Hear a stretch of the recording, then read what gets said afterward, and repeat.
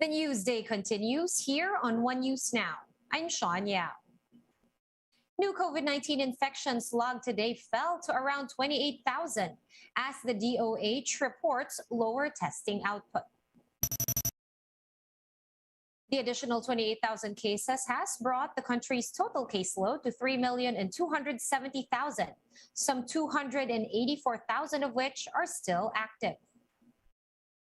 34 new fatalities were also reported today, bringing the COVID-19 death toll to over 52,900.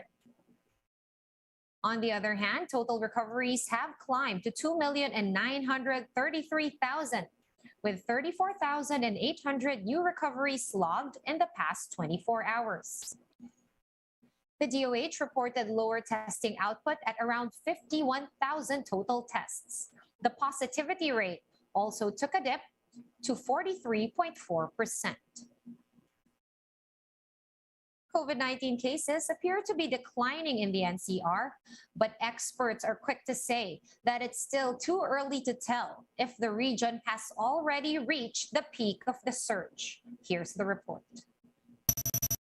The health department has confirmed the community transmission of the Omicron variant in Metro Manila. The DOH says the number of COVID cases has been doubling every 2 days. In fact, the average daily cases in NCR has already reached 17,000 from just more than 6,000 last week. Bagamat hindi ho nakakahabol ang ating whole genome sequencing, we already have determined that there are local cases already. But despite these considerable numbers, the OCTA research group has actually observed a decline in Metro Manila's growth rate over the past few days. According to Professor Guido David, NCR's daily growth rate is now at -4% compared to the 11% growth rate last week. The reproduction number in NCR has also declined to 2.37% from more than 6%. Despite this, the OCTA research group says it is still too early to tell if COVID cases in Metro Manila has already reached its peak.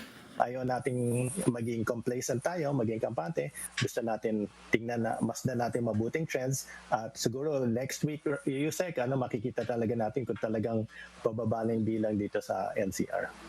But while the COVID situation in Metro Manila is slowly improving, provinces are now the ones seeing an increase in COVID-19 infections. These include Benguet, Cebu, Pampanga, Bataan, Iloilo, Davao del Sur, and Isabela, just to name a few. Even sa Mindanao, may nakikita na tayong simulang pagtaas ng bilang ng kaso kasama din sa Zamboanga City at Davao del Sur. With the conditions still unstable, the OCTA research continues its call for the public to get vaccinated. For News 5, Paul Samarita, we are One News. In other news, the manhunt for officials involved in the Pharmally scandal has been temporarily suspended. Senate President Tito Soto said that many members of the Sergeant-at-Arms Office of the Senate contracted COVID-19. Recall that the upper chamber issued arrest warrants against personalities who stopped attending Senate hearings. This includes former Budget Undersecretary Lloyd Christopher Lau, who is said to be hiding in Davao. The Senate has yet to conclude its months-long investigation into the alleged corruption surrounding the government's pandemic spending.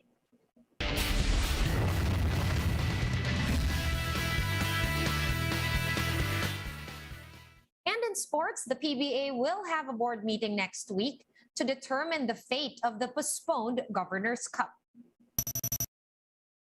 PBA Commissioner Willie Marshall said they will have to observe first the current COVID situation in the country.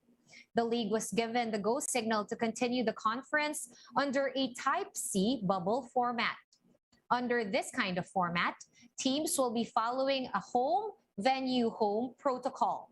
As of now, only 4 players at a time are allowed to train with a coach, a safety officer, and 1 utility man. Sigurado, magdadagdag tayo ng mga protocols at pagsasabihan natin ng mga players, pati baka mga penalties, mga fines, baka may mga dadagdag tayo, itataas tayo. Pinag-aaralan na namin. Let's now take a quick look at today's other top stories. China will be donating another 800 million pesos to the Philippines for the reconstruction of areas hit by Typhoon Odette. Chinese Foreign Minister Wang Yi hopes that the new grant will help boost recovery in the different regions that were affected by the typhoon. PUV drivers caught violating the no vaccine, no ride policy will now receive tickets on day 2 of implementation.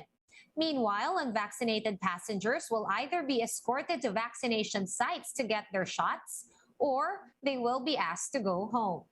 Violators were only given warnings on day 1, Monday, which was the first day of the new transport policy. The House of Representatives has suspended its plenary sessions for this week amid the continuing surge in COVID-19 cases. 70 House members and employees have contracted the coronavirus, while many others were exposed and are under quarantine. The lower house will resume sessions on January 24. For more updates, visit News 5, the Philippine Star, and Business World online. Visit our website, onenews.ph, for more in-depth analysis. You can also catch One News on the Signal Play app. Register for a free account at www.signalplay.com and stream One News live anytime, anywhere. Masks on, wash hands, and stay safe, Philippines. I am Sean Yao. We are One News.